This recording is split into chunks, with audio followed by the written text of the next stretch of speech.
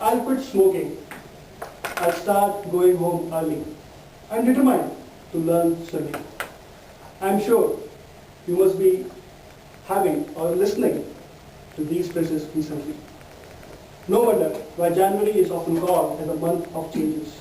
Millions of people around the world would wait for this month and take it as an opportunity to reflect back on their life and invigorate it with inspiring challenges. Challenges, often known as resolutions during this time.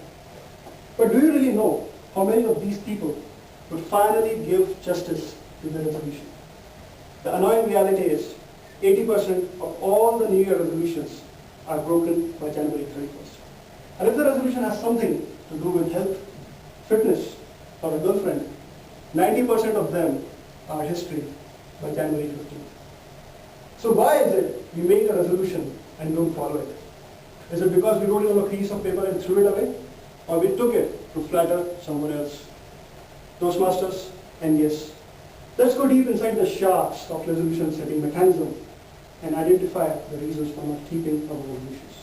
And what can we do to make our resolution a reality? Well, most of the resolutions fail because they are not planned well. By virtue of human nature, we tend to imitate things we like in other people. However, during the process of defining our goals, we generally assume that the person we want to adapt is a mirror image of ourselves. Whatever be his strengths are our strengths. And that's the biggest mistake. In order to have an achievable resolution, it is very important to know yourself, your habits, your strengths, your weakness, your limitations. And you have to use all of them to achieve your goals. Let me give you my example of how I'm using my habit or strength, whatever you call it, to remain engaged in Toastmasters session.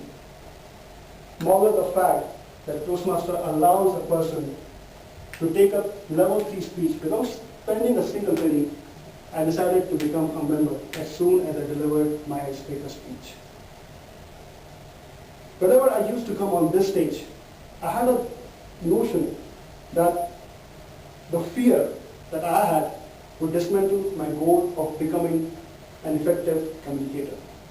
I wanted to somehow engage in the process. And without any second thought, I invested money in Toastmaster. Why? Because of my habit. Whenever I spend money on any activity, I make sure that I juice out the maximum from it. That's my habit, my strength. This may not be the strategy for many of you sitting here, but it works perfectly fine for me. Know yourself, know your strengths, know your weaknesses, and exploit them to achieve your goals. Secondly, if you observe closely, then you would realize that resolution setting is a single person contract. There is no involvement of a second person who would keep an eye on your performance. All the important decisions, right from the first step, would have to be taken by you. Unfortunately, you are the student and you are the evaluator. And here comes an interesting question. If you are the evaluator, how harsh can be you to yourself? How hard can you push yourself to achieve your goals? Well, the answer depends entirely upon your willpower. You start with a majestic setup, with full force, dedication, honesty on January 1st. However, in the absence of a strong willpower, you start dropping things at the first sign of trouble. Remember, friends, sport kits can only be purchased to play. However, eminence in playing can only be gained or earned by thorough motivation, hard work, and dedication. Be determined. Show some strictness. Bring discipline in life. Follow your program and don't give up easily. If you don't possess a strong willpower, don't make a strong resolution. Instead, break your resolution into small, achievable targets.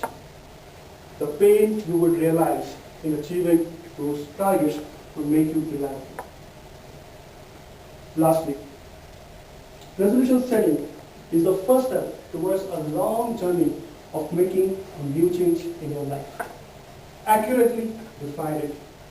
Statement or goal defined like, I want to lose weight, is two-way, and I don't have an iota of doubt that this would be an utter failure. Why? The reason is simple. As soon as you lose 1 kilogram, or let's say 2 kilograms, your brain would start believing the fact that you have achieved your goal. Finish. End of your resolution. However, if you define the same goal as I want to lose 5 kilograms in a span of 3 months, it gives a clear indication to your mind as to how you are going to measure your accomplishment.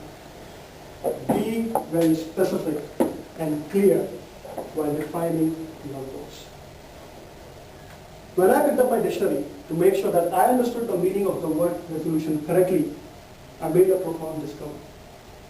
The word has several synonyms: courage, mettle, spirit, tenacity. And these are the attributes of strong leaders who execute their promises, who execute their resolutions, who reach their goals. Whatever New Year resolution you have in your mind for the coming year, define it with a clear purpose. Hold on to it with high spirit and strong tenacity, and execute it with a well-thought plan. Have a great year ahead. Over to you.